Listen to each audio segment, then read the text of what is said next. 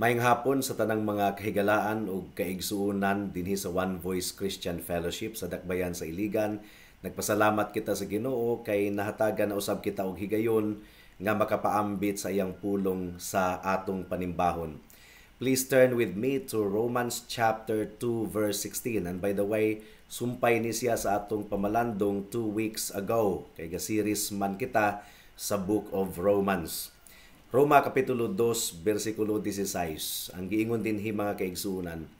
Sa adlaw nga hukman sa Dios ang mga sikreto sa mga tawo, sumala sa akong ebanghelyo, pinaagi ni Hesukristo. May the Lord bless the proclamation of His word at this moment. Magampuon na kita atong pangayoon ang tabang sa Ginoo sa dili pa kita mupadayon. Let's pray.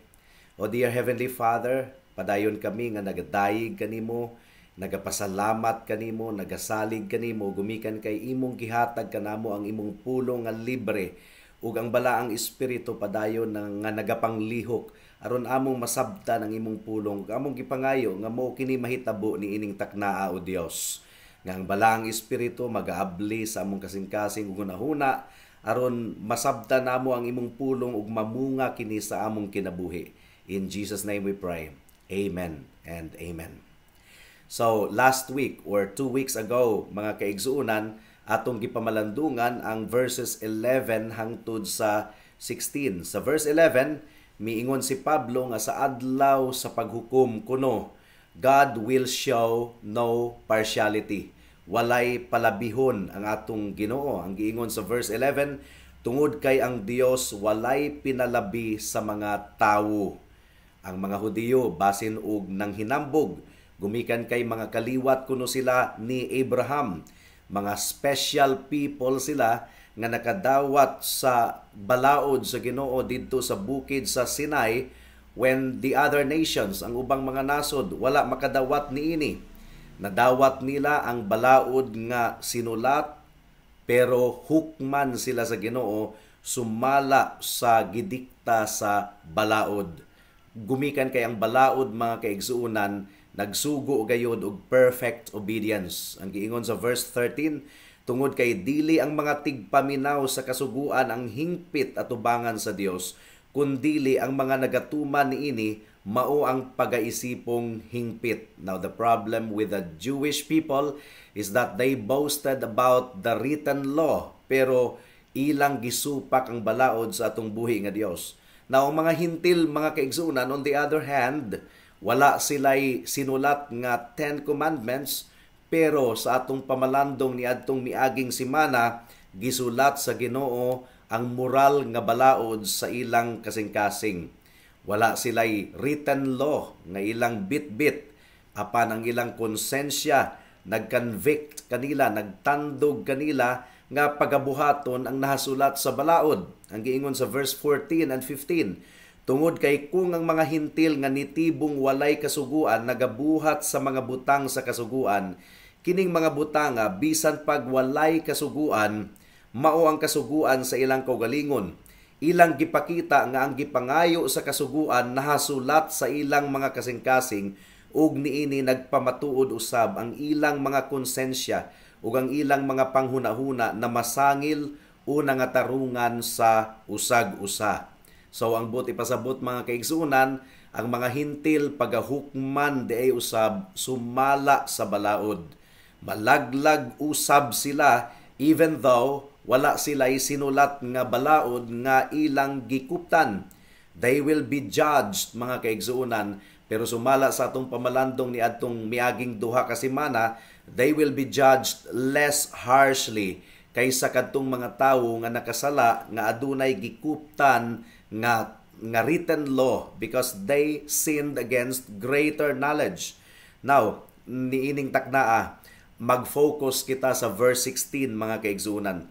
Ang purpose ni Apostle Paul sa mga naunang kapitulo sa Book of Romans is to make it clear, hatagan og kalinawan, katinawan nga ang tanang mga tawo mubarog gayod nga hinukman atubangan sa Ginoo. All men stand condemned before God. Walay exempted mga kaigsunan. Ang tanan nakasala. walay maisip nga matarong, walay mahimong hingpit pinaagi sa balaod. Ang tanan nanginahanglan sa grasya sa Ginoo sa kaluwasan, sa grasya nga nagtangtang sa tanan natong salaod at tubangan sa Dios pinaagi sa atong Ginoong Hesukristo. So gisulat ni Pablo kining mga butanga before the backdrop of God's judgment. Ang tanang mga tawo nahailalom sa tunglo kapungot sa Dios, and Paul wants us to understand several things. Una, mga kaigsuunan, sumala sa atong gipamalandungan ni adtong miaging mga semana, adunay adlaw sa paghukom. Gisulat ni Pablo kini sa atong teksto sa verse 16, "In the day when God shall judge the secrets of men." And actually, ikaduha kini nga higayon niini nga chapter nga gihisgutan ni Pablo ang adlaw sa paghukom. The first one is in verse 5, Romans chapter 2 verse 5. Ang giingon dinhi, "Apan sumala sa imong kagahi ug kasing-kasing nga dili mahinulsulon, nagtigom ka alang sa imong kaugalingon ug tunglo sa adlaw sa kapungot ug pagpadayag sa tulid nga paghukom sa Dios." So the day of eternity is quickly approaching. Nagkatiguang kita mga kaigsunan, wala kita nahimong bata or nagkabata. Nagka-increase ang atong edad. So it's really quickly approaching. But there is a day of judgment nga muabot ka na sa takna nga wala damha sa mga tawo sama sa usa ka kawatan. Now, second, ang adlaw sa paghukom will be conducted personally by Jesus Christ. Kitang tanan mo barog at tubangan sa atong Ginoong Hesukristo. Ang giingon sa atong teksto sa verse 16, "Sa adlaw nga hukman sa Dios ang mga sikreto sa mga tawo, sumala sa akong ebanghelyo pinaagi ni Hesukristo." So, Jesus Christ is coming in judgment ug pagahukman ni Hesukristo ang duha ka grupo. According to verse 6, 7, and 8, "Those raised to life and those raised to damnation." Ang mga tawo nga namunga og maayong buhat gumikan kay nabag-o na ang ilang kasing-kasing, naluwas sila, and those people nga nagabuhat og dautan gumikan kay wala sila maluwas. And only those who are found righteous in Christ will be justified on the judgment day. Now, ikatulo, ang adlaw sa paghukom sumala kini sa ebanghelyo. Giingon ni Pablo, "My gospel." It is according to the gospel. Dilibot pasabot nga ang matag usa kanato adunay version sa ebanghelyo. You have your gospel, you have your testimony, and I have mine.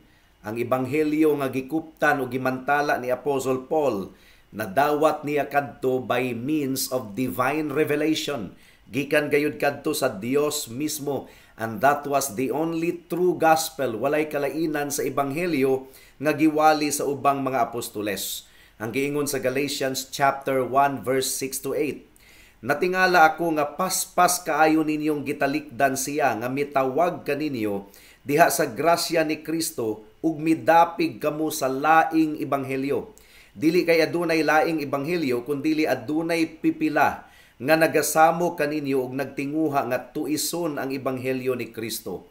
Apan bisag kami, usa ka anghel nga gikan sa langit ang magtudlo kaninyo og ebanghelyo nga lahi sa among gitudlo kaninyo, pasagdahi nga siya pagatunglohon." So in other words, there is only one gospel. And the gospel that Paul proclaimed, mauusab kini ang ebanghelyo nga atong gimantala dinhi sa One Voice Christian Fellowship. Now, how is it nga ang paghukom sa Dios will come according to the gospel? Gumikan kay ang ebanghelyo, mao ang mensahe mahitungod ni Kristo. The gospel is Christ. Acts chapter 4 verse 10 to 12. Ang giingon dinhi mga kaigsunan, "Kinahanglang masayran ninyong tanan og sa tibuok nasod sa Israel nga nagbarog kining tawhana sa inyong atubangan nga walay sakit sa ngalan ni Hesukristo nga taga Nazareth, nga inyong gilansang sa krus ug gibanhaw sa Dios gikan sa mga patay. Kining si Jesus ang bato nga gisalikway ninyong mga tagatukod, ang nahimong bato nga patukuranan. Walay kaluwasan alang sa bisan kinsa paman, tungod kay walay laing ngalan sa ilalom sa langit nga gihatag sa mga tawo nga makaluwas kanato. And then it says in John chapter 14 verse 6, si Jesus miingon kaniya, ako ang dalan, ang kamatuuran, ug ang kinabuhi, walay makaduol sa amahan kundili pinaagi kanako. Unsa pa mga kaigsunan? Mark chapter 16 verse 15 and 16 ang giingon dinhi, o giingon niya kanila, panglakaw kamo sa tibuok kalibutan ug isangyaw ninyo ang ebanghelyo sa tanang binuhat. Ang mutuo ug mabautismuhan maluwas, apan ang dili mutuo pagasilutan. Now ultimately, the only determiner on the day of judgment is unsa may atong gibuhat sa atong Ginoong Hesukristo. Ato ba siyang gidawat? Ato ba siyang gituuhan? Ingon nga atong bugtong Dios ug manluluwas, or atong gisalikway ang atong Ginoong Hesukristo. Now Paul says something else here about the day of judgment sa atong teksto sa Romans chapter 2 verse 16. Ang giingon mga kaigsuunan, sa adlaw nga hukman sa Dios ang mga sikreto sa mga tawo. Take note, sikreto mga kaigsuunan. Sumala sa akong ebanghelyo pinaagi ni Hesukristo. Ang pulo nga sikreto, that refers to that which is hidden or concealed. Gigamit usab kini ni Pablo sa 1 Corinthians chapter 4 verse 5. Ang giingon dinhi, mao nga ayaw usa kamo paghukom sa bisag unsa nga wala pa sa panahon hangtod nga moabot ang Ginoo. Siyang magdala og kahayag sa mga butang nga sa pagkakaron nakatago, sikreto kuno, sa kangitngit, nakatago sa kangitngit, ug ipadayag ang tinguha sa mga kasing-kasing, kung mao ang matag usa makadawat og pagdayeg gikan sa Dios. So in other words, mga kaigsuunan, sa adlaw sa paghukom, ang tanang mga butang hatagan og kahayag or ipalamdag sa atong buhi nga Dios, ma-expose ang mga butang nga tinago, mapadayag ang mga sikreto, mabutiyag. Every secret will be made known. Mao nga sa nahabiling takna sa atong pamalandong ning takna sa kahaponon, mag-focus kita primarily sa paghukom sa Ginoo sa mga sikreto sa tawo sa adlaw sa paghukom. God shall judge the secrets of men. So adunay pipila ka punto nga atong pamalandungan. Una, unsa man kini nga mga sikreto? Ang mga sikreto sa imong kasing-kasing ibutiyag sa adlaw sa paghukom mga kaigsunan. The secrets of your heart. Gumikan kay nasayod ang Dios kung kinsa gayod ang mga tawo nga iyaha. Nasayod si Kristo kung kinsa ang tinuod nga luwas, kung kinsa ang tinuod niyang magtotoo. He knows His bride. 2 Timothy chapter 2 verse 19. Ang giingon dinhi, apan ang lig-on nga patukuranan sa Dios nagpabilin nga lig-on nga adunay tatak nga susama niini.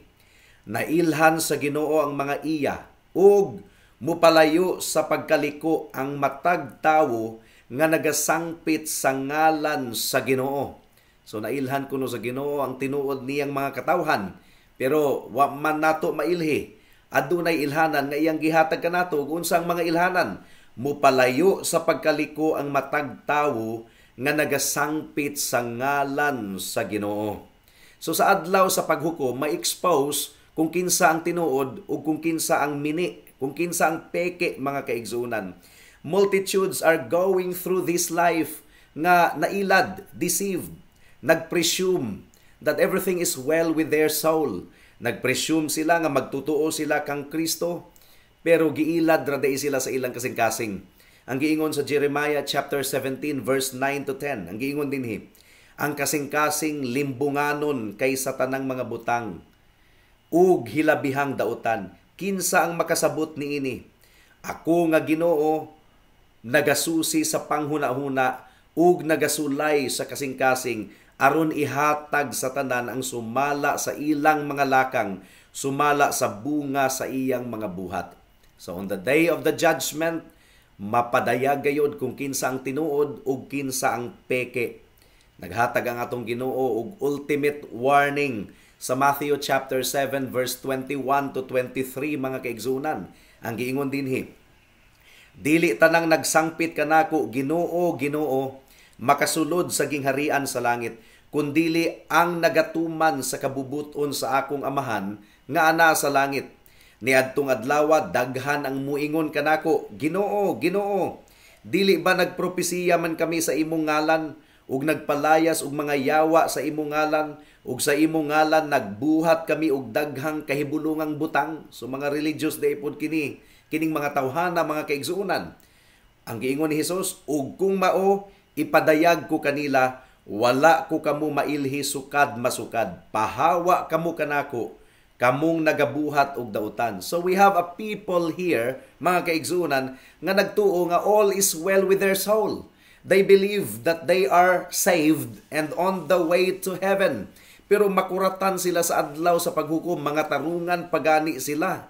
Nga relihiyoso sila, daghan sila og gibuhat sa ngalan sa atong Ginoo, but they will be rejected. Palayason sila sa Dios.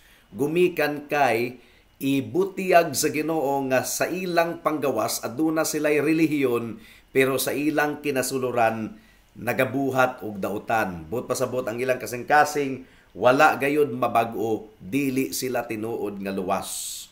Now, gaingon ang atong Ginoo nga daghan kaayo ang dili gayud mahaapil because they have no relationship with Christ. Now, daghang mga tao nga nagsalig sa ubang mga butang instead nga magsalig sa atong Ginoong Hesukristo.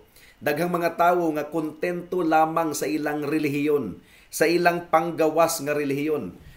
Aduna sila'y church attendance, naga-join usab sila sa church fellowships, pero wala gayud sila'y tinuod nga commitment sa iglesia sa Ginoo ug sa atong Ginoong Hesukristo ug sa iyang mga katawhan. Ang church para kanila sideline lamang sa ilang kinabuhi. Sideline lang. Pipila lang ka oras, musimba, mupauli, bubalik na pud sa kalibutan, walay na usab sa ilang kinabuhi. Dili gayon tinuod nga si Kristo mao ang ilang Dios ug manluluwas, bugtong manluluwas. Now, daghan pong mga tawo nga kontento sa ilang intellectual, theological knowledge. Daghan kay mga tawo nga lapad ang kahibalo ug pagsabot sa balaang kasulatan, ug nagtudlo pagani pod sa uban mga kaigsuonan, pero dili tinuod nga aduna sila'y relasyon sa atong Ginoong Hesukristo. Atong paminawon si Thomas Watson sa iyang libro nga giuluhan og The Doctrine of Repentance. Ang giingon ni Thomas Watson, daghang nagcongratulate sa ilang kaugalingon nga duna sila'y daghang tinigom nga kahibalo. Apan unsaon ang kahibalo kung walay paghinulsol? Mas maayo ang pagpatay sa sala kaysa pagsabot sa tanang mga tinago. Ang pagkat-on ug ang dautan nga kasing-kasing susama sa maanyag nga dagway apan adunay breast cancer. Ang kahibalo nga walay paghinulsol magsilbing sulo aron sugaan ang mga tawo padulong sa impyerno. So they have vast knowledge in the scriptures, but they have no repentance of their sin. Murara kuno og gadala sila og sulo padulong sa impyerno. Now, daghan pong mga tawo nga kontento sila sa ilang good intentions. Sincero sila sa ilang gituuhan, but you can be sincere, but be sincerely wrong. Ang good intentions, mga kaigsunan, dili ka na makapuli kang Kristo ug sa kamatuuran ni Kristo. Now, sa adlaw sa paghukom, God will judge the secrets of your heart. Ang mga sikrito sa imong kasing-kasing, pagahukman sa Dios. Sa tinuod lang mga kaigsuunan, lisod kaayo nato ang muhukom sa atong kasing-kasing. Gumikan kay aduna kitay garbo, mupalusot kita bisan pa sa atong kaugalingon. Remember ang self-examination, maayo kana nga butang ug giawhag kita sa balaang kasulatan nga atong susihon ang atong kaugalingon. 2 Corinthians chapter 13 verse 5 ang giingon dinhi, susihan ninyo ang inyong mga kaugalingon kung anaa ba kamo diha sa pagtuo. Sulayin ninyo ang inyong mga kaugalingon. Wala ba ninyo mahibaw-i nga si Hesukristo anaa diha kaninyo? Gawas lang kung wala kamo mupasar sa pagsulay. Now, ang imong kasing-kasing ba tinuod nga devoted sa atong Ginoong Hesukristo? Kinahanglan atong i-examine ang atong attitude, ang tinguha sa atong kasing-kasing. Unsa man ang pinakadako nga tinguha sa atong kasing-kasing, mga kaigsunan. Niini nga examination, gi-examine nato ang atong purpose sa kinabuhi, tumong sa kinabuhi. Ang atong mga tinguha, ang atong mga gipangandoy, ang atong mga interests. Ato usab nga susihon ang kaputli sa atong kinabuhi. Atong susihon ang atong attitude sa sala. Gumikan kay ang tinuod nga magtotoo, nagdumot sa sala ug mukaratil siyag dagan gikan sa sala nga iyang gidumtan ug mupaduol siya sa Ginoo ug sa iyang mga katawhan. Atong i-examine usab ang atong attitude sa kalibutan. Nag-enjoy ba kita sa mga butang sa kalibutan, mga kahilayan sa kalibutan? Ang tinuod nga mga magtutuo, naglikay sa mga kahilayan sa kalibutan. All of these things are vanity. Unsa man ang pinakadako nga tinguha ug pangandoy sa imong kasing-kasing. Si Hesukristo ba mao ang imong pinakalabing importante nga kabtangan? Ang giingon sa Matthew chapter 13, verse 45 and 46. Maingon man usab, ang gingharian sa langit susama sa usa ka mga ngalakal nga nangita og maanindot nga mga perlas ug sa dihang nakakita sila og mahalon nga perlas ug sa dihang nakakita siya og mahalon nga perlas mibiya ug gibaligya ang tanan niyang kabtangan ug gipalit ang maong perlas. Si Kristo ba ang pinakadako nga tinguha sa imong kinabuhi, sa imong kasing-kasing higala? Ayaw pagtubag ug oo kung talagsaon ra kayo nimo siyang gihuna-huna. So you cannot convince me that your greatest desire is Jesus Christ, pero talagsaon ra kayo siyang musamtop sa imong hunahuna. Ayaw usab pagtubag ug oo nga siya mao ang greatest desire of your heart kung wala ka nangandoy nga mahaduol kanunay kang Kristo. Kung okay ra sa imuang nga dili makasimba og 2 ka bulan, 3 ka bulan, wala kay abli-abli sa imong Biblia ug pamalandong sa iyang pulong, don't answer yes if Jesus Christ is really the desire of your heart. Kung wala kay tinguha nga mahaduol kaniya kanunay, ayaw usab pagtubag og oo kung ang imong gitinguha maulamang ang mga butang niining kalibutana, pero siya ug ang iyang iglesia ug ang iyang mga katawhan layo kayo sa imong dughan.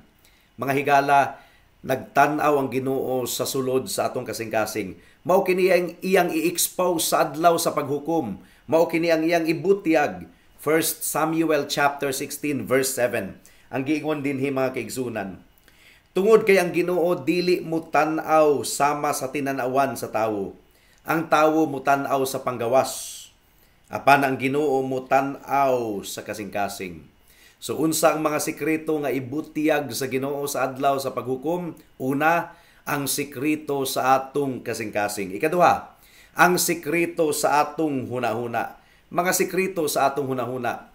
Sa adlaw sa paghukom mga kaigsunan, i-expose sa Ginoo ang sulod sa imong hunahuna. Jesus will expose the secrets of your mind. Ang atong hunahuna mo kini ang bugtong dapit nga ang pinaka-pribado sa atong kinabuhi nahamutang. Pero ang Dios nasayod sa sulod sa imong hunahuna. Ang giingon sa Psalm chapter 139 verse 1 to 4. Ang giingon dinhi, O Ginoo, gisusi mo ako ug nailhan ko nimo. Nasayod ka kung naglingkod ako o kung nagbarog ako. Nakita mo ang akong hunahuna gikan sa layo. Imong gisusi ang akong agianan ug ang akong paghigda ug ang tanan kong mga lakang nasayra nimo sa wala pa nalitok ang pulong nakalitok og pulong ang akong dila o Ginoo ang tanan nasayran nimo.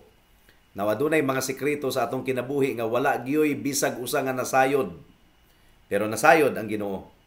Ang mga sikreto nato nga mga tinguha, ang mga sikreto nato nga hunahuna, pero sa adlaw sa paghukom mga kaigsunan, ibutiyag kanang tanan sa Dios. Hebrews chapter 14 verse 13, ang giingon dinhi mga kaigsunan, ug walay binuhat nga natago at tubangan niya, kundili ang tanan nga mga butang hubo ug dayag sa mga mata niya nga atong panubagan. So manubag kita sa adlaw sa paghukom mahitungod sa mga butang nga naa sa atong hunahuna. So ano ba ang unsa ba ang mga sikreto sa imong hunahuna nga imong gipalumlom mga kaigsuonan? Nag-enjoy ka ba sa mga laway o mga bastos nga butang? Nag-enjoy ka ba sa mga butang nga mga tinago, mga unsavory details of the news because you enjoy hearing about it? Nag-harbor ka ba og secret lusts sa imong kasing-kasing? Naglumlom ka ba og sikreto nga pagdumot, kasina, garbo sa imong kasing-kasing ug hunahuna mga kaigsuonan? Kining tanan ibutiyag sa Ginoo sa adlaw sa paghukom. Now, ikatulo, unsa ang mga sikreto nga ibutiyag sa Ginoo sa adlaw sa paghukom? Una, the secrets of your heart. Ikaduha, the secrets of your mind. Ikatulo, the secrets of your life in general. And Paul is stating clearly in this passage nga namatikdan gayod sa Ginoo ang atong mga actions. Nasayod siya sa tanan natong mga gibuhat. Ang chapter 1, in fact, nag-describe sa pagkadautan sa mga action sa mga tao. Romans chapter 1 verse 18, ang giingon dinhi, tungod kay ang tunglo sa Dios gipadayag gikan sa langit batok sa tanang pagkaliko ug pagkadautan sa mga tao, nga pinaagi sa ilang pagkadautan gipugnan ang kamatuoran. It's the things we do nga ibutiyag sa Ginoo sa adlaw sa paghukom. Romans chapter 1 verse 28, ang giingon dinhi, ug sanglit dili nila buot nga mailhan ang Dios, gipasagdahan sila sa Dios sa usa ka laway nga panghunahuna, aron buhaton ang mga butang nga dili angayan. So ang tanang mga gibuhat sa tawo, bisan pa sa sulod sa ilang kwarto sekreto nga walay nakakita, kanang tanan ibutiyag sa adlaw sa paghukom. Ug gipadayon kini pag-describe ni Pablo sa chapter 2 verse 1. Ang gingon dinhi mga kaigsunan, mao nga wala kay ipangatarungan o tawo bisag kinsa ka pa nga nagahukom. Tungod kay sa paghukom nimo sa uban, ang imong kaugalingon ang imong gihukman. Tungod kay ikaw nga naghukom, ginabuhat usab nimo ang maong mga butang. Mao i-reveal kini sa Ginoo sa adlaw sa paghukom. Romans chapter 2 verse 2. Apan nasayra nato ang paghukom sa Dios kanila nga nagabuhat sa maong mga butang sumala sa kamatuoran. Verse 3. Ug nagtuo ka ba niini o tawo nga nagahukom sa mga nagabuhat sa maong mga butang ug mauman usab ang imong ginabuhat nga makaikyas ka sa paghukom sa Dios? Klaro gayud kaayo. Verse 6. Gantihan niya ang matag tawo sumala sa iyang mga buhat. Now, how does God know about all these things? Di ba imo man gisikreto kini higala? Imo man kining gitago? But God will judge everything that is true about us on the judgment day. God knows you as you are. Wa gyud matago at tubangan sa Ginoo.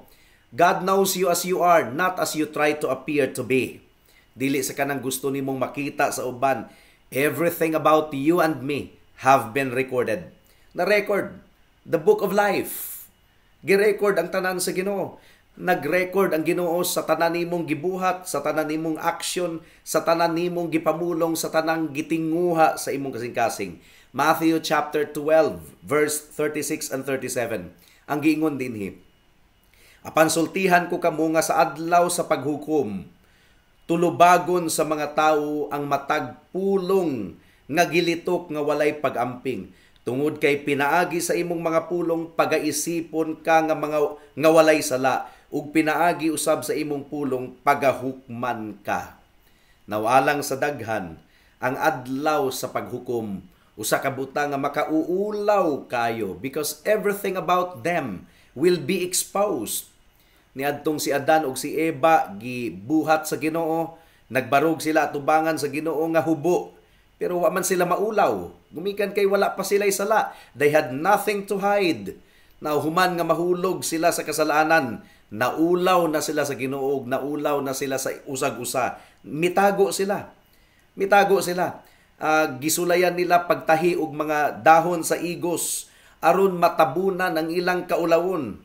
Pero dili sila or wala sila nakaikiyas sa mga mata sa Dios. They were also ashamed of each other.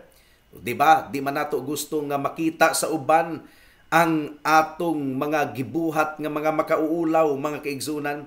But on the day of judgment, multitudes will stand before God, naked and exposed. And it will be the ultimate time of humiliation, as everything in our lives, everything in their lives will be exposed. And this is why daghang mga tawo ang musulay og tago gikan sa Ginoo bisan pa sa atong panahon karon. Galikay-likay sila sa Dios. They do not want God in their lives. But on the day of judgment, God will expose them. Romans chapter 1 verse 28 once again. Ug sanglit dili nila buot nga mailhan ang Dios. Gipasagdahan sila sa Dios sa usa ka law-ay nga panghunahuna aron buhaton ang mga butang nga dili angayan. Now, dili nila makaya ang pagtutok sa Dios sa ilang kasalanan. But you cannot escape from the presence of God, my dear friend. But the good news is this. Adunay maayong balita. Pinaagi kang Kristo. Ang tanan natong mga sala, past, present, and future, mapapas. Pinaagi kang Kristo. Ang tanan natong mga sala, matabunan. Praise God. That is the good news. Hebrews chapter 10 verse 16 and 17. Ang giingon dinhi, kini ang pakigsaad nga akong buhaton diha kanila. Pagkahuman ni adtong mga adlaw, matud sa Ginoo. Ibutang ko ang akong mga sugo sa ilang mga kasing-kasing ug isulat ko kining tanan sa ilang mga hunahuna.